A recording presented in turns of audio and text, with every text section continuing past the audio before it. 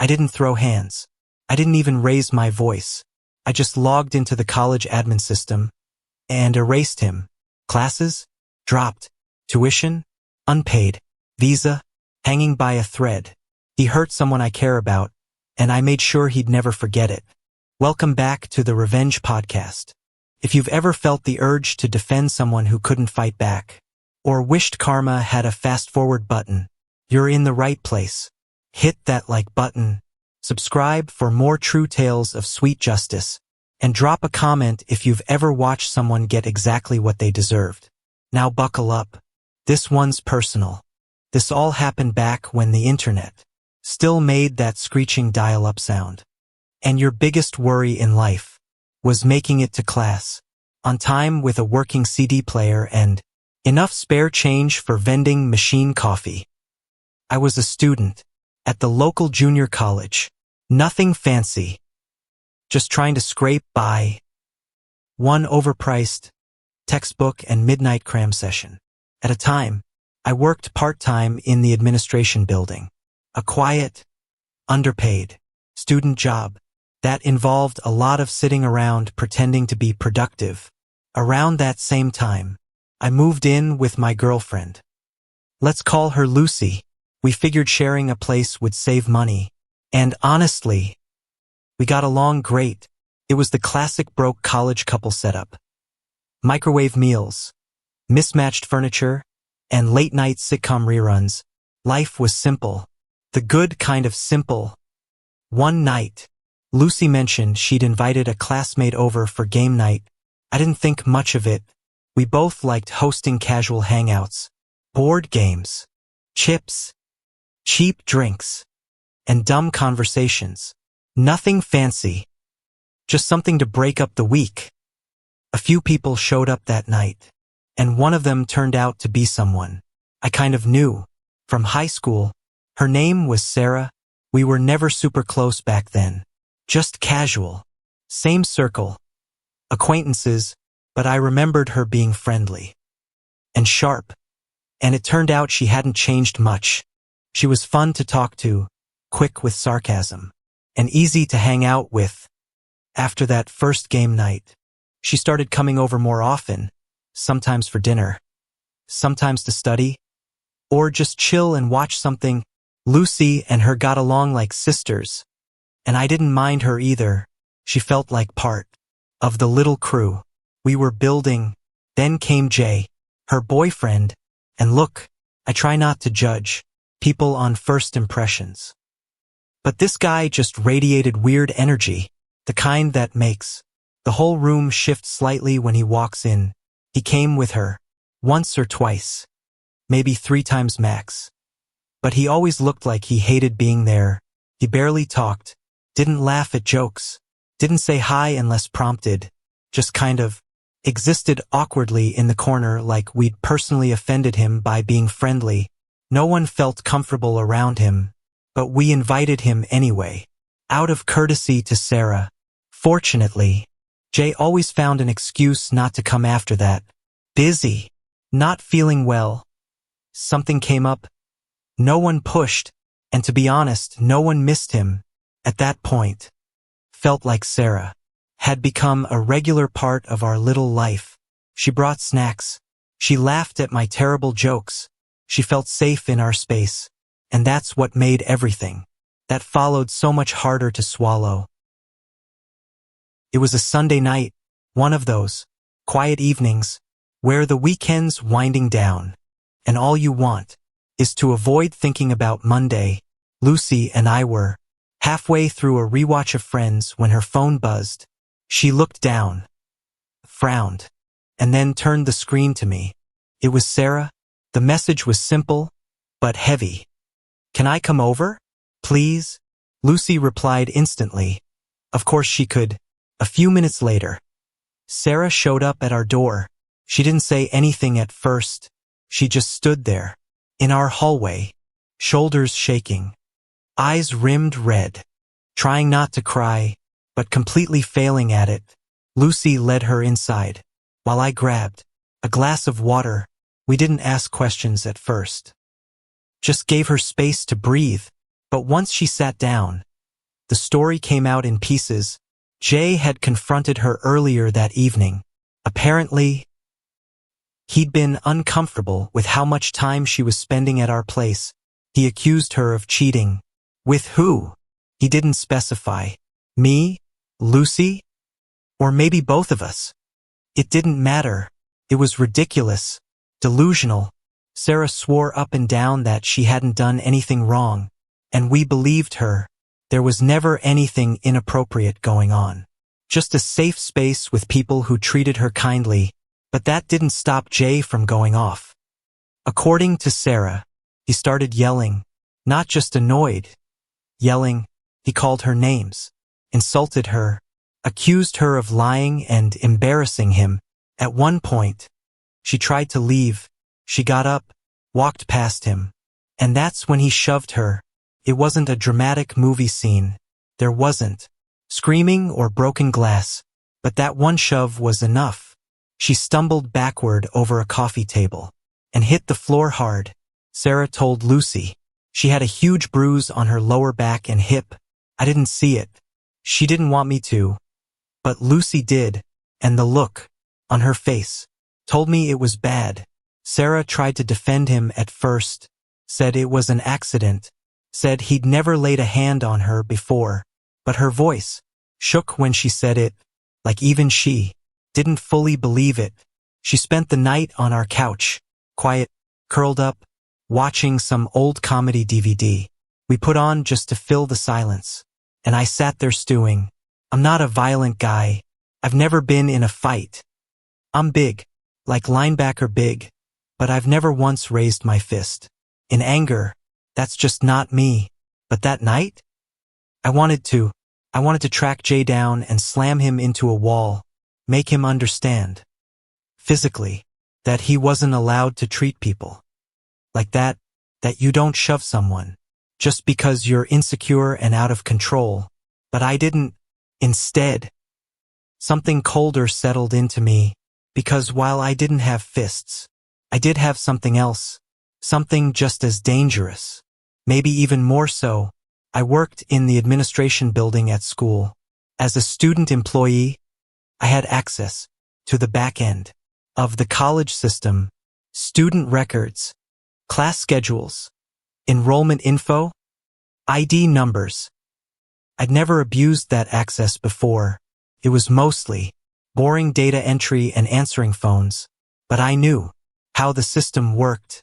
I knew what could be done.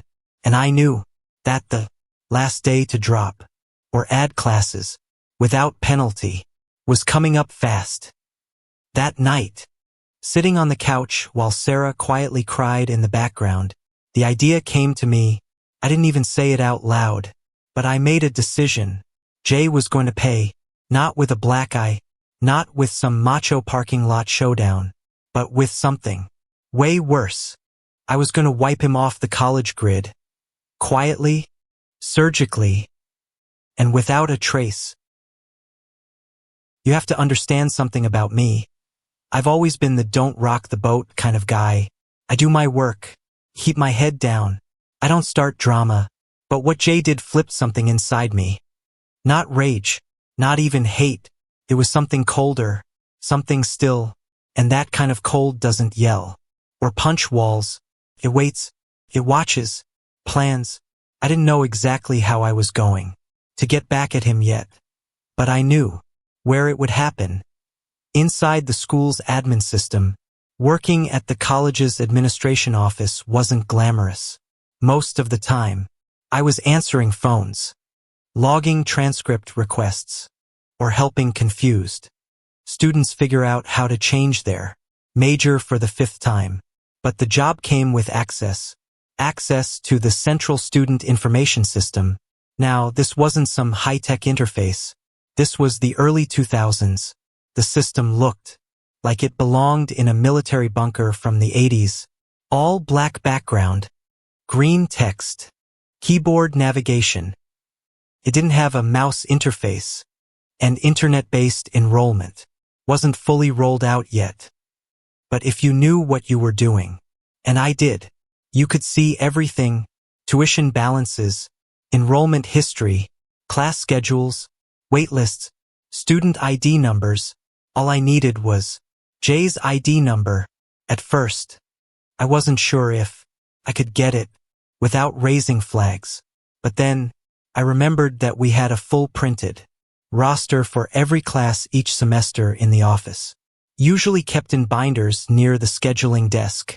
I waited until the next shift, pretended to be reorganizing files, scanned down the printout. Boom! There it was. Jay's full name, his student ID, his declared major, his enrolled units. I jotted the details down on a sticky note and slipped it into the back pocket of my college-ruled notebook, just in case. Now here's where the timing got critical. Every semester, there's a deadline, the final day to drop or add classes without penalty. After that day, you needed special permission and would usually take a grade hit or pay extra fees. That day was coming fast. Only about 48 hours away. I decided to wait until the very last possible window. I didn't want Jay to have any time to fix what I was about to do. The plan was simple. On the final day, right before the change deadline closed, I'd use the dedicated enrollment phones inside the admin building to impersonate Jay. That's how a lot of class changes were done back then. Through phone calls, students would call in, give their ID, confirm their info, and request adds or drops. It wasn't the most secure system in the world. And I knew the exact script because I answered those calls myself. I even knew which phones weren't monitored by supervisors during slower shifts. So there I was. Sunday night became Monday, then Tuesday, the final day to change enrollment. I picked the late afternoon shift. The office was mostly quiet, with staff focused on prepping mid-semester reports. I grabbed the least used phone in the back, logged into the system, and dialed the internal enrollment line. "Hi, I'm calling to update my class schedule." I gave Jay's ID number, his date of birth, his address. Every detail matched what I had pulled earlier. Then I said, "I'd like to drop all of my current classes, please." The system confirmed the drop, and just like that, his entire semester vanished. But I wasn't done. See, when you're a foreign student, your immigration status is tied directly to your enrollment units. Drop below a certain number, and your visa becomes invalid. Could have stopped there, but I had one more twist. I started adding classes, not ones he needed, but ones with extra course fees. Art classes with expensive supply charges, science labs with safety deposits, tech electives with material costs. If you're not actively attending those classes, you still get billed, and if you don't pay, the school locks your account. You can't register, request transcripts, or even get your grades. Within 5 minutes, Jay went from a full-time student to a confused mess of unpaid fees and 0 credits, and the best part, I didn't log into his account. I didn't need a password. I just used the system exactly how it was designed and followed the same script any real student would use. I logged out, hung up, and walked out of the building like nothing had happened. That night, I went home, sat on the couch, and watched a movie with Lucy and Sarah. I didn't say a word about what I'd done. Sarah was still shaken up, but calmer. She told us she had broken up with Jay the night before, said she didn't want to see him again, but was worried because they still had one class together.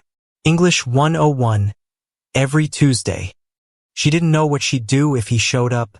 I didn't say it out loud, but I already had a good idea. He wouldn't. Tuesday came faster than expected. It was weird, knowing something was about to happen but not being able to tell anyone. I wasn't nervous. I wasn't anxious. I was curious. What would Jay do when he showed up to that English class and realized he no longer existed in the system?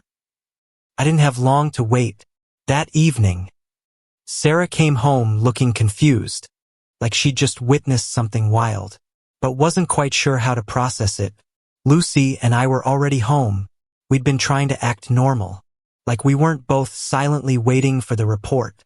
Sarah dropped her bag on the floor, kicked off her shoes, and just stood there for a second before saying, "Okay, something weird happened in class today."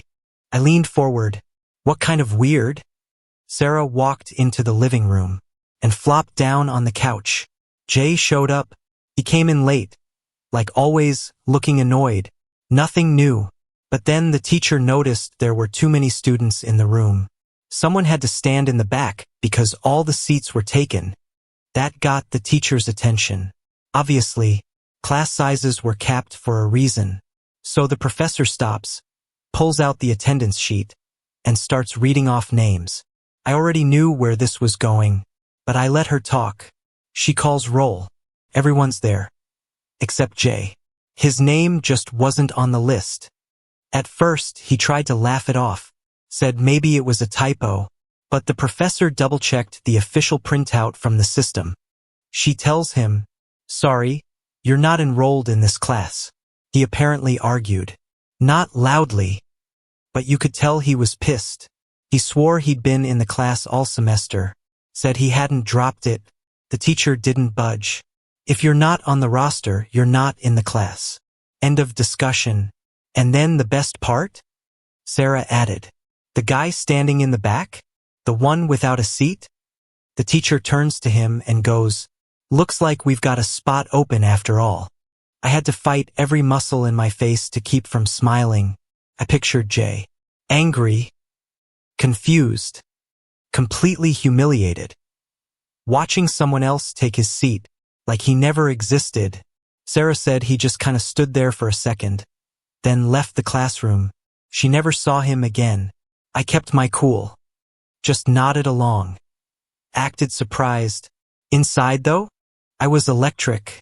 Not because it was funny, but because it worked.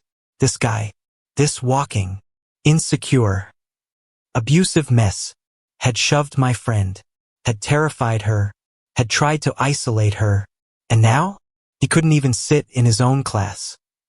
The next few days were quiet, no drama, no angry phone calls, no one asking questions. I didn't log into the system again. I didn't want to leave a trail. But after a couple of weeks, curiosity got the best of me. I checked Jay's records again. Just once, all of the new classes I added. The ones with course fees were gone. Someone must have eventually cleared them. Maybe he complained. Maybe someone in admin figured out the charges didn't make sense. But what stood out to me wasn't what had been removed. It was what hadn't been replaced. Jay didn't have any new classes listed. His schedule was empty, which meant one of two things. He missed the deadline and couldn't re-register, or he was just gone. Either way, his student visa would have been in danger. And his transcript? Frozen until those course fees were paid. No grades, no graduation, no transfer. He was in academic limbo, the kind of bureaucratic nightmare you can't punch your way out of. After that, I stopped looking. I didn't want to push my luck. And honestly, I didn't want to know more, because if I did find out he got kicked out, or worse, I might have started to feel guilty. I mean, maybe I went too far. He didn't put her in the hospital. He didn't leave scars. But that's the thing. Abuse doesn't always leave marks. It builds slowly, from shoves to slaps, from yelling to isolation. I didn't need to wait for the next incident. I stopped him before he could escalate, and maybe he'll think twice the next time he decides to lay hands on someone smaller than him, or maybe he won't, but at least this time someone did. Something, and I have zero regrets about being that person. Life moved on. A few weeks after the incident, Lucy and I broke up. It wasn't anything dramatic. No fights, no betrayal. Just two people growing in different directions like college relationships often do. Sarah drifted out of our lives too, naturally. Without Lucy, there wasn't really a reason for her to come around, and to be honest, I didn't mind. What I'd done for her wasn't about friendship points or getting thanked. It was about doing what was right, when no one else would. I never saw Jay again. Not on campus. Not in class. Not even by accident in the cafeteria. It was like he vanished. Maybe he transferred schools. Maybe he got pulled out of the country. Or maybe the academic mess I created locked him in place. Frozen like a system error with no fix. I'll probably never know. And I think I'm okay with that. Because that's the thing about revenge. The best kind? It doesn't need applause. It doesn't need witnesses. It just needs to work. And this? It worked. I've never told anyone this story before. Not fully. A few years later, I considered telling a friend. One of those late-night beers on the balcony conversations. But I stopped myself. Not because I was afraid of judgment, but because once you say it out loud, it becomes a thing. Something people have opinions about. And let's be honest. Some people don't understand justice unless it comes in a courtroom or wearing a badge. But I do. I understand that sometimes the only justice someone gets is the kind no one ever sees.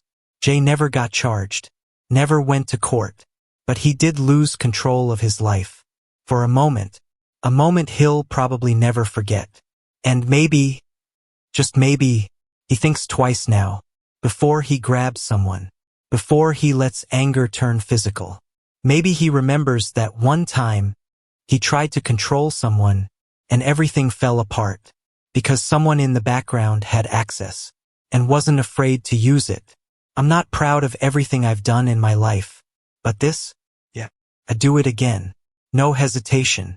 Because I wasn't just protecting Sarah. I was protecting the next girl. The one who might have been shoved harder. The one who might not have gotten back up. You don't mess with people like that and expect the universe to stay quiet. And sometimes the universe shows up as a guy who works the admin desk. With a password. And a plan. If you think he got what he deserved, hit that like button.